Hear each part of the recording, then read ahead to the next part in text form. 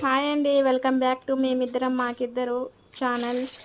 ఈరోజైతే మనం బగారా బువ్వ చేసుకుందాం, చికెన్ ఫ్రై చేసుకుందాం, దాంతో కాంబినేషన్ పప్పుచారు చేసుకుందాం అండి. ఇప్పుడు నూనె గరం అయ్యాక హోల్ గరం మసాలా వేసిన తర్వాతకి చికెన్ వేసేద్దామండి. ఆ బగారాకులు కూడా మనం చికెన్లో వేసుకోవాలి. మనకి సైడ్లో పప్పుచారు కూడా అవుతుంది. ఇదేమో బగారా బువ్వ కోసం. బగారా బువ్వ కోసం అన్ని ఇంగ్రీడియంట్స్ వేసుకొని పక్కన మనది బగారా బువ్వ కూడా అవుతుందండి. దాంట్లో తగినంత వాటర్ వేసుకొని ఉప్పు వేసుకుందాం. ఇక్కడ మనం చికెన్లో కరివేపాకు వేసుకొని పుదీనా కూడా వేసుకొని దాన్ని ఎర్రగా చేసుకుందామండి.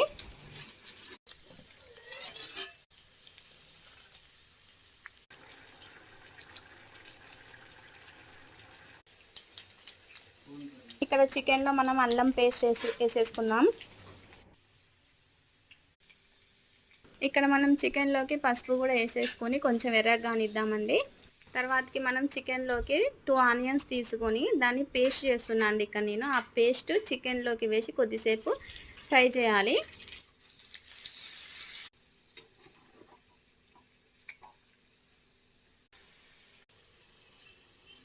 తర్వాతకి కావాల్సినంత ఉప్పు కారం వేసేద్దామండి. తర్వాతకి మన చికెన్ ఫ్రై రెడీ అయింది. దాంట్లో లాస్ట్గా టేస్ట్ కోసం ధనియా పౌడర్ వేసేద్దామండి. ఇప్పుడు మన చికెన్ కూడా అయింది, పప్పుచారు కూడా అవుతుంది.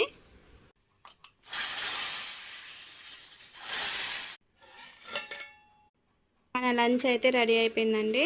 పప్పుచారు, బగారా రైస్, చికెన్ ఫ్రై వేడి వేడిగా తినాలి. ఆనియన్ నిమ్మకాయ పిండుకొని తిందామండి. ఇప్పుడు మన వీడియో చూసిన తర్వాతకి లాస్ట్కి సబ్స్క్రైబ్ చేసుకోండి.